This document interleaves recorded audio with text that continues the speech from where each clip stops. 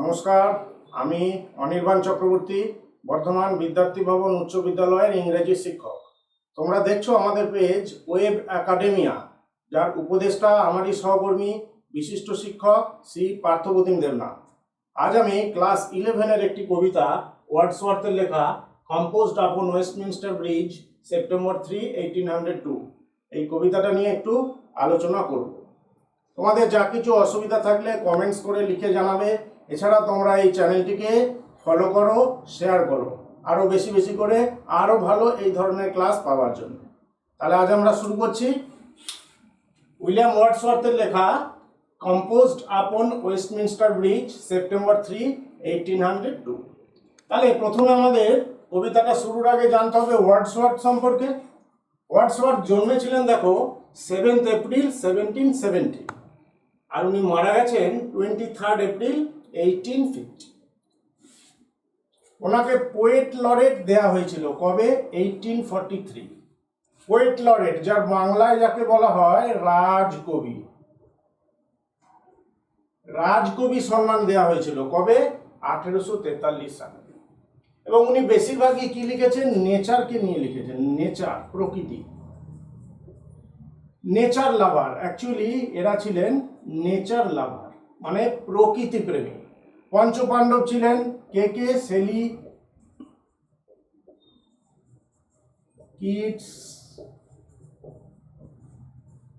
Byron,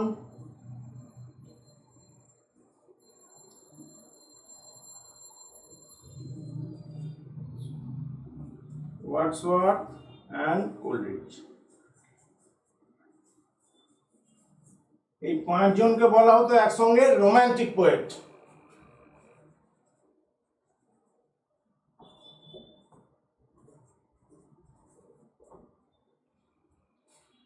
আমাদের কবিতাটার কবি হচ্ছেন ওয়ার্ডসওয়ার্থ, এই পাঁচজনের মধ্যে একজন। ওয়ার্ডসওয়ার্থ আর কোলরিজ একই সঙ্গে লিখেছিলেন বিখ্যাত জিনিস লিরিক্যাল ব্যালান্স।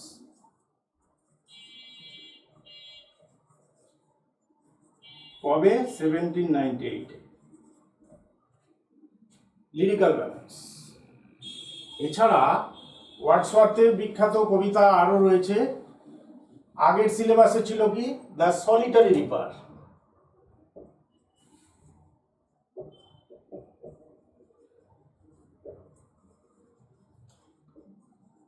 রিপার। এছাড়া ওনার একটা আছে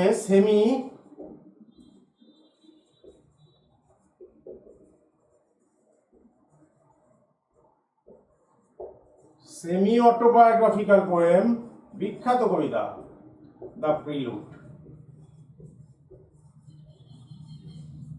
the prelude semi autobiographical poem.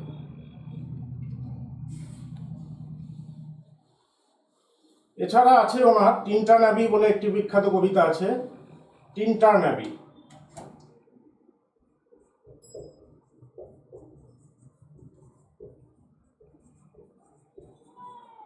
Lucy poems আছে, এটসেট্রা। এই সব কিছুই কি নিয়ে লেখা? প্রকৃতি নিয়ে লেখা, নেচার। আমাদের এই কবিতাটা কি? কম্পোজড আপন ওয়েস্টমিনস্টার ব্রিজ, যেটা লেখা হয়েছিল 1802 সালে, কিন্তু এটা পাবলিশড হয়েছিল দুটো ভলিউমে 1807 সালে প্রথম, 1807, 1807 সালে 2 ভলিউমস।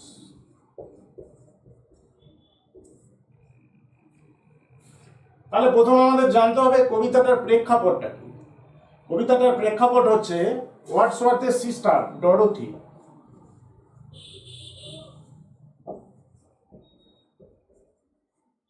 ডরোথি ওয়ার্ডসওয়ার্থ এবং উইলিয়াম ওয়ার্ডসওয়ার্থ একসঙ্গে যাচ্ছিলেন ফ্রান্সে। এবার যাবার সময় পথে পড়লো কি? ওয়েস্টমিনস্টার ব্রিজ, টেমস নদীর ওপর লন্ডনে। আমাদের এখানে যেমন আছে কলকাতায় গঙ্গা নদীর ওপর হাওড়া ব্রিজ, সেই রকম লন্ডনে টেমস নদীর ওপর আছে কি? Westminster bridge.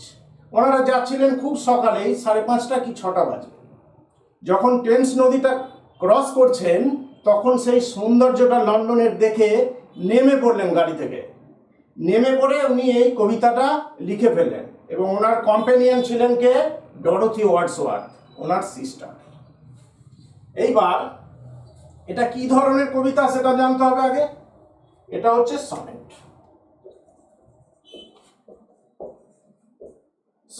সনেটটা কি? 14 লাইন্স পোয়েম। এবার এটা কি ধরনের sonnet? What kind of sonnet is it?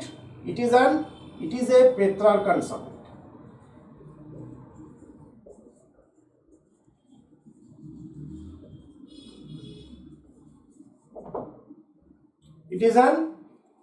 It is a Petrarchan sonnet. তাহলে আমাদের এখানে শর্ট কোশ্চেনের জন্য দুটো জিনিস মনে রাখতে হবে। What kind of poem it is a poem of sonnet. What kind of sonnet? It is a Petrarchan sonnet. এবার তাহলে আমি কবিতাটায় চলে আসি। কবিতাটার প্রেক্ষাপটটা তোমরা নিশ্চয়ই বুঝতে পেরেছো। কোনো জায়গায় বুঝতে অসুবিধা হলে কমেন্টস করে জানাবে। দেখো first line, earth has not anything to show more fair. Earth has not anything to show more fair. পৃথিবীর এর চাইতে সুন্দর আর কিছু দেখানোর নেই। এর চাইতে সুন্দর মানে এই লন্ডন শহরটার মতো সুন্দর আর কিছু দেখানোর পৃথিবীর নেই। এটা কার মতে? According to Wordsworth. তাহলে according to Wordsworth, earth has not anything to show more fair. পৃথিবীর এর থেকে সুন্দর আর কিছু দেখানোর নেই। Dull would he be of soul who could pass by.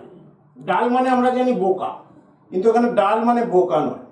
এখানে ডাল মানে হচ্ছে বেরসিক, যে এই সৌন্দর্যটা উপভোগ না করেই চলে যাচ্ছে, হু কুড পাস বাই। তাহলে তাকে কবি বলছেন কি? বেরসিক। কিসের সৌন্দর্যটা?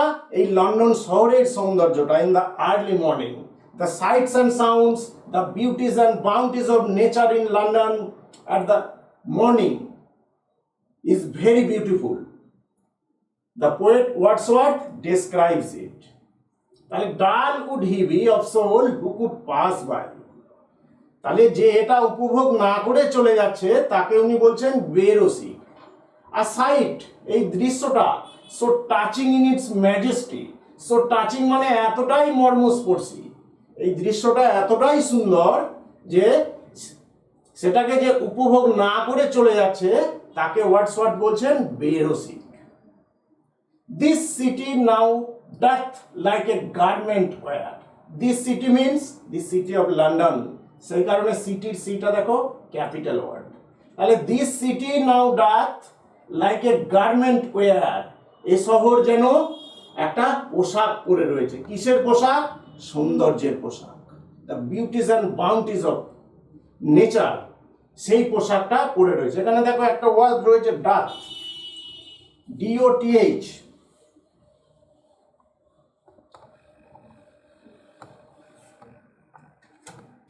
ডাথ, ডাথ মানে কি?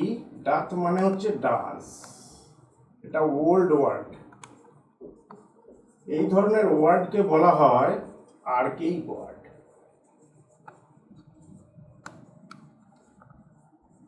আর্কেইক ওয়ার্ড। তাহলে এখানে doth, doth means does. This city now does like a garment wear. The beauty of the morning, যেটা বললাম সকালের সৌন্দর্যটা, সাইলেন্ট বেয়ার। সাইলেন্ট কেন? কারণ তখনও কলকারখানা শুরু হয়নি, গাড়ি ঘোড়া নেই চারিপাশে, ফাঁকা শহর, সেই কারণে বলছে সাইলেন্ট। কোনো ডিন অ্যান্ড বাসেল নেই শহরে। ঠিক যেমন ভোরবেলা তো তখন কিছু শুরুই হয়নি, কলকারখানা শুরু হয়নি, রাস্তায় কোনো গাড়ি ঘোড়া নেই, সেই কারণে এখানে বলছে the beauty of the morning silent and bare. Bare মানে কি? স্মোকলেস এয়ার, সেই কারণে বলছেন বেয়ার মানে নগ্ন, বাতাসে কোনো ধোঁয়া নেই। স্মোকলেস এয়ার, সেই কারণে কবি এই বেয়ার শব্দটা ব্যবহার করলেন। The beauty of the morning silent bare. Next line দেখো, ships, towers, domes, theatres and temples lie. Ships মানে নিশ্চয়ই যেন জাহাজ, টাওয়ার্স মানে সৌধ, ডোমস মানে গম্বুজ, থিয়েটার্স মানে নাট্যশালা, অ্যান্ড টেম্পলস মন্দিরগুলো সব শুয়ে রয়েছে। মানে এখনো তারা জাগেনি, সবে তো সূর্য উঠেছে, সবে ভোর হয়েছে, এখনো তারা জেগে ওঠেনি। তারপরের লাইন দেখো, open আনটু the fields and to the sky. Open মানে কি উন্মুক্ত রয়েছে, সেইগুলো এখনো দেখা যাচ্ছে।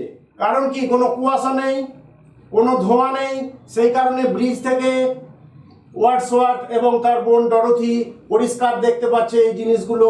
Ships, towers, domes, theatres and temples open unto the fields, পরিষ্কার দেখা যাচ্ছে, খোলা রয়েছে তারা, অ্যান্ড টু দ্য স্কাই, আকাশের নিচে। নেক্সট লাইন দেখো, অল ব্রাইট, অল বলতে গেলে এই জিনিসগুলো আগে যে কথাগুলো বললো, ships, towers, domes, theatres and temples, these are refers to here all. তাহলে অল ব্রাইট, এই সব জিনিসগুলো কি উজ্জ্বল, অ্যান্ড গ্লিটারিং, জল জল করছে, ইন দ্য স্মোকলেস এয়ার, মানে কি ধোঁয়াহীন বাতাসে, নির্মল বাতাসে, যে কারণে এখানে কবি বলেছিল বেয়ার, সাইলেন্ট বেয়ার, সেই বেয়ারের অ্যান্সারটা এখানে দিয়ে দিলেন। All bright and glittering in the smokeless air, নির্মল বাতাসে এগুলো সব উজ্জ্বল হয়ে ঝকঝক করছিল, চকচক করছিল। নেক্সট লাইন চলে আসো, never did sun more beautifully steep, never did sun, সূর্য কখনো এত সুন্দরভাবে উকি মারেনি। উকি মারেনি মানে এখানে বোঝাতে যায় যে সূর্য তো সবে উঠেছে, সবে সকাল হয়েছে, এই সময়টা তো উনি দেখেনি কোনো সময়, সেই কারণে উনি বলছেন যে সূর্য এত সুন্দরভাবে কখনো উকি মারেনি। বেলা হয়ে গেলে কি হয়, সূর্যের তাপ বেড়ে যায়, তখন আর সূর্যটা অতটা ভালো লাগে না, এটা সবে সূর্য উঠেছে, সেই কারণে বলছে never did sun more beautifully steep, সূর্য কখনো এত সুন্দরভাবে উকি মারেনি।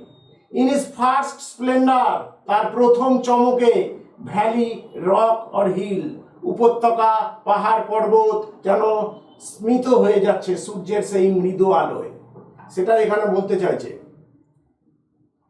Never saw I, next line, never felt a calm so deep, never saw I, কখনো আমি দেখিনি, নেভার ফেল্ট, কখনো আমি অনুভবও করিনি, আ কাম, এতটা শান্ত, সো ডিপ, এতটা গভীর। তার মানে এতটা শান্ত, এতটা গভীর আমি কখনো অনুভব করিনি। তার কারণ এত সকালে তো আমি কখনো দেখিনি সকালের সূর্যটাকে, যে সকালের সূর্যটা এতটা সুন্দর, তার আলোয় পরিস্নাত করে তুলেছে উপত্যকা, পাহাড়, পর্বতকে। সেই জন্যই কবি বলছে never saw I, never felt a calm so deep. Next line দেখো, the river glideth at his own sweet will, the river glideth at his own sweet will, river বলতে এখানে দ্য রিভার টেমস, লন্ডনের বিখ্যাত নদী Thames, Thames নদীর কথা এখানে বলা হচ্ছে, রিভার বলতে টেমস।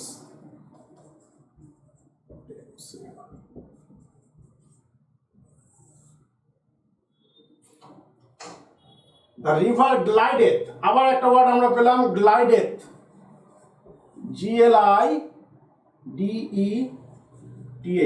এটাও একটা আর্কেইক ওয়ার্ড, এর মানে গ্লাইডস।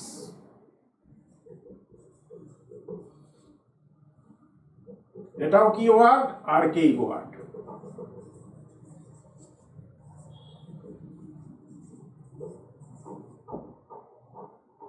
গ্লাইডস, তাহলে the river glideth at his own sweet will, লাইনটা ভালো করে খেয়াল করো। দ্য রিভার গ্লাইডেথ, নদী বয়ে চলেছে তার আপন মিষ্টি ইচ্ছায়। তাহলে নদী, নদী তো একটা ইনঅ্যানিমেট অবজেক্ট, একটা ইনঅ্যানিমেট অবজেক্ট কি করে তার নিজের ইচ্ছায় বয়ে চলে? তাহলে এখানে একটা ইনঅ্যানিমেট অবজেক্টকে অ্যানিমেট অবজেক্ট করা হয়েছে, এই ধরনের উদাহরণকে বলা হয় কি, পার্সোনিফিকেশন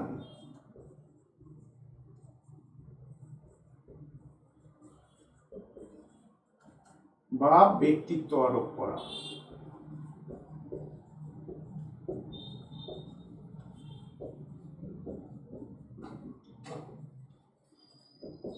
তাহলে the river here is personified, তাহলে রিভারকে এখানে পার্সোনিফাই করা হয়েছে, সেই কারণে বলছে the river glides at his own sweet will, নদীটা তার আপন মিষ্টি ইচ্ছায় বয়ে চলেছে। এইখানে ওয়ার্ডসওয়ার্থ বলেছিলেন কবিতা সম্পর্কে, ওয়ার্ডসওয়ার্থের what is poetry. According to Wordsworth, poetry is the spontaneous overflow of powerful feelings and it takes its origin from emotions recollected in tranquility. The spontaneous overflow of powerful feelings. Same thing is reflected here. The river glides at its own sweet will. মানে river spontaneously বয়ে চলেছে তার নিজের মিষ্টি ইচ্ছায়। তাহলে the river here is পার্সোনিফাইড। নদী একটা ইনঅ্যানিমেট অবজেক্ট, তাকে একটা অ্যানিমেট অবজেক্টের মতো রূপদান করা হয়েছে। এই ধরনের এক্সাম্পলকে আমরা বলে থাকি কি পার্সোনিফিকেশন, বা যাকে বলা হয় ব্যক্তিত্ব আরোপ করা। নেক্সট লাইন দেখো, dear God, note of exclamation. এ ধরনের বাক্যকে বলা হয় কি exclamation, figure of speeches. The very houses seem asleep. এই বাড়িগুলো মনে হচ্ছে যেন ঘুমন্ত। তাহলে বাড়িগুলো এখানে তাই ইনঅ্যানিমেট অবজেক্ট। এখানে যেমন নদীটা ছিল ইনঅ্যানিমেট অবজেক্ট, এখানে হাউসগুলো ইনঅ্যানিমেট অবজেক্ট। তাহলে বাড়িগুলো যেন ঘুমিয়ে আছে। ঘুমিয়ে আছে কারা? ইনহ্যাবিটেন্টস অফ দ্যাট হাউস, বাড়ির ভেতর মানুষেরা। কিন্তু কবি কি বলছে? The very houses seem asleep, বাড়িগুলো যেন ঘুমিয়ে আছে। তাহলে এখানে houses are referred as a personification. বাড়িগুলোকেও তাহলে এখানে পার্সোনিফাই করা হচ্ছে। তাহলে দেখো, houses are here also personified. Houses are here also personified. Personified মানে বাড়িগুলোকেও এখানে একটা ব্যক্তিত্ব আরোপ করা হয়েছে, কারণ বাড়ি একটা ইনঅ্যানিমেট অবজেক্ট। তাহলে dear God, the very houses seem asleep. তাহলে হে ঈশ্বর, এই বাড়িগুলো সব ঘুমন্ত রয়েছে। তার মানে কি? The inhabitants of the houses seem asleep, বাড়ির যারা বাসিন্দা সবাই ঘুমিয়ে রয়েছে। and all that mighty heart is lying still, এই সমস্ত বড় হৃদয়গুলো তখনও শুয়ে রয়েছে। তাহলে এই গেল আমাদের কম্পোজড আপন ওয়েস্টমিনস্টার ব্রিজ। এবার যদি আমরা একটু কবিতাটার রাইম স্কিমটা দেখি, ভালো করে দেখো। এখানে আছে ফেয়ার, ভালো করে লক্ষ্য করো। ফেয়ারটাকে যদি আমি বলি এ, অ্যালফাবেট এ দিয়ে চিহ্নিত করলাম ফেয়ারটাকে। তাহলে ফেয়ারের সঙ্গে কোনটা মিলছে? উইয়ার। দেখো ফেয়ার উইয়ার, তাহলে ফেয়ারের সঙ্গে উইয়ার মিললো, তাহলে উইয়ারটা উইয়ে পারলে বুঝতে। সেকেন্ড লাইনের লাস্ট ওয়ার্ড দেখো বাই, বাইটাকে আমি দিলাম বি, অ্যালফাবেট বি দিয়ে চিহ্নিত করলাম বাইটা। তাহলে এবার দেখি বাইয়ের সঙ্গে কি আছে? ম্যাজেস্টি, তাহলে এটাও বি। তাহলে কি পেলাম? এ বি বি এ পেলাম তো, এ বি বি এ। এবার দেখো নেক্সট লাইন, বেয়ার। দেখো ফেয়ারের সঙ্গে মিল পাচ্ছি না, বেয়ার ফেয়ার বেয়ার, তাহলে বেয়ারটাও কি হবে? এ হবে। ফেয়ারটা এ হয়েছিল, তাহলে বেয়ারটাও এ। লাই, দেখো বাইয়ের সঙ্গে লাইটা মিলছে না, এখানে ছিল বাই, এখানে ছিল ম্যাজেস্টি টি ওয়াই, এখানেও আছে লাই। তাহলে এটার সঙ্গে এটা মিলছে, তাহলে এটা আমি কি দিয়েছিলাম? বি দিয়েছিলাম অ্যালফাবেট। তাহলে এটাও কি দেবো? Alphabet B. দেখো স্কাইটাও ঠিক তাই, এই যে বাই স্কাই, ম্যাজেস্টি স্কাই, তাহলে স্কাইটাও মিলছে। তাহলে A B B A, A B B. দেখো এয়ার, বেয়ার এয়ার মিললো, বেয়ার ছিল এ, এয়ার ও এ। তাহলে এই 8 লাইন আমি কি পেলাম? A B B A, A B B A পেলাম তো। এবার নেক্সট চলে এসো, দেখো স্টিপ। স্টিপ শব্দটা আগে কোথাও পেয়েছি কি? ভালো করে দেখো, কোথাও পাইনি। তাহলে এ বির মধ্যে কোনোটাই হচ্ছে না, তাহলে একটা নতুন অ্যালফাবেট আমি দিলাম সি। এবার দেখি আমি স্টিপের সঙ্গে কোনটা মিলছে। দেখো স্টিপের সঙ্গে মিলছে ডিপ, তাহলে স্টিপটা যদি সি দিই, ডিপটাও সি হবে, হবে তো। তারপর দেখো হিল, হিলের সঙ্গে কোনোটাই মেলেনি, এ বি সি কিছু মিলেছে? মেলেনি, এটা একটা অন্য। তাহলে এটাকে আমরা দিলাম অ্যালফাবেট ডি। তাহলে হিলের সঙ্গে কোনটা আছে? দেখো ঠিক তার পরের লাইন আছে উইল, তাহলে সি ডি সি ডি। আবার দেখো অ্যাসলিপ, স্টিপ ডিপ অ্যাসলিপ একই রকম, তাহলে এটাও সি। আবার দেখো স্টিল উইল হিল, এটাকে আমরা কি দিয়েছিলাম? ডি অ্যালফাবেট দিয়ে চিহ্নিত করেছিলাম, এটাও দিলাম ডি। তাহলে আমরা রাইম স্কিমটা কি পেলাম?